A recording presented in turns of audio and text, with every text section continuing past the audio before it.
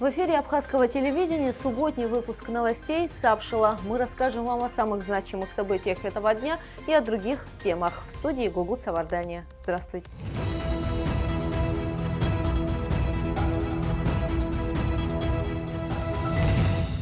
Сегодня в выпуске дорожный дозор, 30 камер видеонаблюдения будут работать на республиканской трассе Псол-Сухум. Зимняя школа 2025 в феврале этого года в Абхазии пройдут тренинги и мастер-классы для повышения квалификации учителей. Восстановить из пепла в поселке Цандрипш начались работы по восстановлению сгоревшего многоквартирного дома. Тише едешь, дальше будешь. Для повышения безопасности участников дорожного движения на аварийно-опасных участках дороги устанавливают комплексы фото- и видеофиксации. Что видит камера и можно ли ее обмануть? Как население нашей страны реагирует на штрафы, выясняла Ульяна Рожкова. Штраф – это не самоцель, а только достижение нужного результата. Цель установки камер – это снижение аварийности и травматизма на дорогах и сохранение жизни людей. Именно поэтому системы видеофиксации устанавливают на самых опасных и аварийных участках дороги. Так, по всей Абхазии на сегодняшний день функционирует 8 камер, которые фиксируют скоростной режим на дорогах, и 6 камер на постах ГАИ. Камеры, которые фиксируют, и после фиксации нарушения, те машины, которые подъезжают к этим постам, вот эти камеры, за которые я говорил, которые стоят с двух сторон, они выявляют эту машину, и там громкоговоритель озвучивает номера машины. И сотрудник реагирует, останавливает. Если его остановили впервые, ему вручают постановление, и в течение 5 рабочих дней он имеет возможность оплатить со скидкой 50%. Так же, как в банке, так же у поста, там есть терминал, где он может на месте оплатить. По истечении 5 рабочих дней, если он не оплатил, в следующий раз, когда он будет проезжать эти посты, сотрудники его останавливают, то есть громкоговоритель опять озвучит эту машину, и они имеют право выписать административный протокол или оплатить сразу, если у него будет возможность, сразу оплатить. По данным сотрудников УГАИ, установленные комплексы оказывают большое влияние на безопасность дорожного движения. Кроме того, камеры находятся на балансе у МВД, и все денежные средства идут в государственный бюджет республики. По статистике за 2024 год камерами было зафиксировано около 50 тысяч правонарушений. Статистика 2024 года такова. Камерами, которые были установлены в количестве 8 штук, было зафиксировано более 50 тысяч правонарушений. Из них 30 тысяч постановлений было вручено водителям, которые нарушили.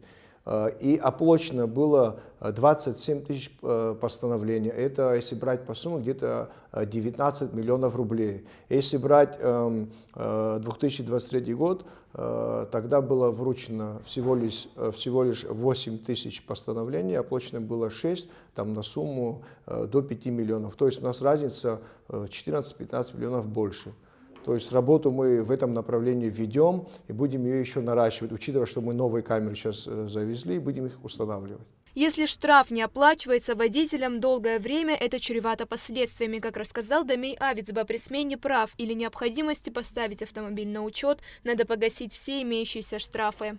Люди, которые обращаются к нам, допустим, поставить на учет транспортное средство, или, допустим, при снятии транспортного средства, или при замене водительского удостоверения, мы в первую очередь проверяем на штрафы данного водителя. Если у человека присутствуют действующие штрафы и неоплаченные, то мы его направляем в отдел фото-видеофиксации, он должен все штрафы оплатить, и мы видим по базе, что все штрафы оплачены, только после этого мы производим регистрационные действия в управлении ГАИ. Чтобы еще лучше контролировать ситуацию на дорогах Абхазии, были закуплены новые камеры, и для них уже выбраны места. Технология в наше время стремительно развивается, и обмануть камеру видеофиксации практически невозможно. Разумеется, штрафы за превышение скорости не распространяются на такие ведомства, как скорая помощь, милиция и служба МЧС. И вот в ближайшее время от ПСО до Килосурского моста будет еще стоять где-то, ну, в общем, где-то до 30 камер. Это количество очень большое, эффект, конечно, будет хороший. Но мировая практика показала, что камеры фото-видеофиксации, они влияют на дорожно-транспортные происшествия. И эти камеры, кстати, нового образца, они не только фиксируют скоростной режим, также фиксируют пересечение сплошной линии. Это очень большая помощь будет для нас. И вот в ближайшее время, я думаю, все это запустим и повлияет на нашу статистику. Соблюдение правил дорожного движения и законопослушность – основа безопасности на наших дорогах. За 2024 год смертность в ДТП заметно снизилась почти в 2 раза. Ульяна Рожкова, Нарсаут Сулуке, Абхазское телевидение. С 17 по 20 февраля в Абхазии откроется зимняя школа «Учитель года», тренинги, уроки, изучение новых методик. В течение 3 дней у преподавателей и учащихся будет возможность поучаствовать в мастер-классах, продемонстрировать свои знания, провести интерактивные уроки, а самое главное – набраться и обменяться опытом и повысить свою квалификацию. В мероприятии примут участие лучшие абхазские и российские преподаватели. Подробности в нашем следующем репортаже. Вот уже несколько лет на базе разных районных образовательных учреждений республики проходят международные зимние и летние школы «Учитель года». Это площадка для обмена опытом между абхазскими и российскими педагогами и возможность обсудить актуальные вопросы в сфере образования, а еще стать ближе к своим ученикам и, конечно, повысить свою квалификацию. Ведь в республику приглашены лучшие педагоги, победители региональных и всероссийских конкурсов. Мы вообще всегда проводили и выездные семинары, и тренинги, организовывали конференции, но вот такое масштабное мероприятие для педагогического сообщества Абхазии – это вот международная зимняя летняя школа. Приглашаем ежегодно в течение 3 лет учителей лучших, одних из лучших учителей Российской Федерации. Это победители, лауреаты, призеры разных всероссийских конкурсов.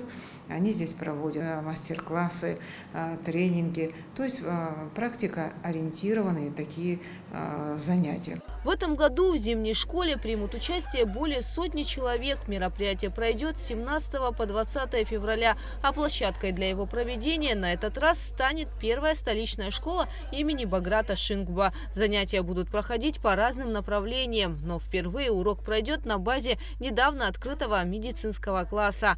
Направление биология, химия в первой школе. Почему? Потому что вы знаете, мы уже и закупили оборудование для профильного медицинского класса. И пригласили учителей, которые именно в профильных классах работают, показать наглядно, как они внедрили, как они работают с техникой, как они это используют. Я думаю, будет очень интересно. Биология, химия, география, история, алгебра, геометрия и другие предметы, методика преподавания в начальной школе, интерактивный подход к занятиям, да и к самим учащимся. Все это становится темой обсуждения среди учителей 2 стран. Мы приглашаем учителей со всей республики, чтобы они опять тоже видели, как они работают, как они используют информационные технологии, что это в помощь. Но бывали ситуации, например, в прошлом году тоже были веерные отключения. Они показали, что даже это не самое главное, что когда преподаватель, он мастер своего дела, он всегда найдет, как заинтересовать ребенка, сделать из пассивного слушателя такого активного исследователя. Особое внимание в этом году уделят дошкольному образованию и внедрению в этом же направлении новой образовательной программы Министерства просвещения страны. И дошкольное образование. Вы знаете, мы разработали программу для дошкольного. Это подготовительный материал к поэтапному реформированию системы образования. Поэтому важно очень то, что программу можно разработать, но она может остаться на бумаге. Именно внедрение нашей программы. Для нас это очень важно. Дошкольное образование – это фундамент, это краеугольный камень всей системы образования. Аспекты здесь, знаете, как всестороннее развитие ребенка.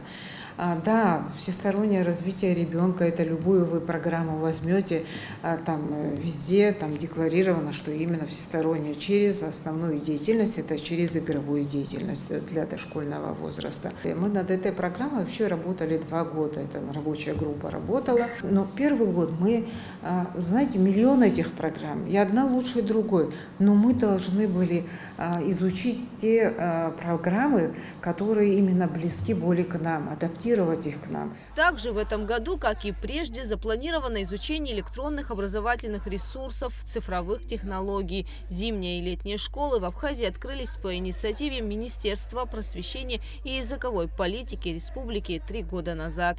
Гугу Савардания, Инал Гвинджия, Абхазское телевидение. В поселке Цандрипш по улице Октябрьская начались работы по восстановлению сгоревшего многоквартирного дома. Пожар произошел в ночь со 2 на 3 января прошлого года. Тогда 8 семей остались без крова. На сегодняшний день производится очистка от завалов внутри здания. Техника вывозит мусор. Подробности в репортаже Сарии Кварацхелия. В ночь со 2 на 3 января 2024 года в поселке Цандрипш на улице Октябрьская сгорел многоквартирный дом. Там было 13 квартир, в которых фактически проживало 8 семей. Спустя год здесь начались восстановительные работы. Производится очистка от завалов внутри здания. Уже разобрали сгоревшие деревянные перекрытия. Вывозится мусор. Люди обратились в администрацию Гагринского района с помощью помочь им, то есть они попросили сделать железобетонное перекрытие и подвести крышу, водопровод, электричество, то есть в общем плане, то есть в дома, в квартиры уже сами жители говорят, мы подведем. То есть мы составили смету, обратились дальше в Сухум, отправили в Сухум. Сегодня, так как здесь было перекрытие деревянное, надо было конструктивный акт нужен был сделать по бетону, чтобы перейти на бетон. То есть мы все эти работы начали сейчас своими силами, пока чистим. Экспертиза уже, я думаю, на днях нам обещали, что у нас уже будет утверждена. Это выходит около 20 миллионов рублей с гагринского бюджета. С завтрашнего дня должны начать собирать опалубку, то есть уже готовить к бетонным работам. И процесс идет. Когда начался пожар семьи Арно-Товаротян, дома не было. Они за пару месяцев до происшествия сделали свежий ремонт, купили мебель и технику. Однако в одночасье все это сгорело. Сейчас Арно с супругой и дочерью снимают квартиру в поселке. У меня была установлена умная камера, которая показывала обзор квартиры. Был сделан хороший ремонт. В результате того, что в камере появилось событие, что обнаружено движение, естественно, я открыл камеру. Стоял кумар. Видно было, что дым в здании. Естественно, сел в машину и, торопясь, начал направляться к данному дому. Пока приехал, все было охвачено пламенем. Видно было, работала бригада пожарных. Пожар произошел 2 января 2024 года. Ближе к вечеру, время где-то 8-10, может даже позже, где-то в этом диапазоне временном. Общими усилиями, я находясь здесь видео, пытались как-то потушить здание, но из-за того, что большинство конструкций состоят из дерева, из древесины, огонь распространялся очень быстро, и погодные условия тоже были не в пользу, был сильный ветер, который раздувал пламя. Соответственно, не удалось спасти здание, в принципе, выгорел практически полностью. Снимаем жилье, надеемся на то, что восстановительные работы в скором времени будут двигаться в активном этапе и будут завершены. Мы бы хотели, чтобы до лета, потому что в летний период, как уже ранее было сказано, здесь жилье стоит намного дороже, и не у всех хватит возможности снимать жилье. Как добавил Эдгар Будба, за счет бюджета Гагрского района будут залиты бетонные перекрытия вместо деревянных, подведены водоснабжение и электричество. Весь объем запланированных работ будет стоить около 20 миллионов рублей. Владельцам квартир предстоит провести ремонт внутри своих жилищ за свой счет, а также самостоятельно подключиться к подведенным электросетям и водопроводу. Сария Кварацхелия, Даур Цулукия, Абхазское телевидение. Такими были новости уходящей субботы. На этом наш выпуск завершен. Оставайтесь на канале Абхазского телевидения. Всего доброго.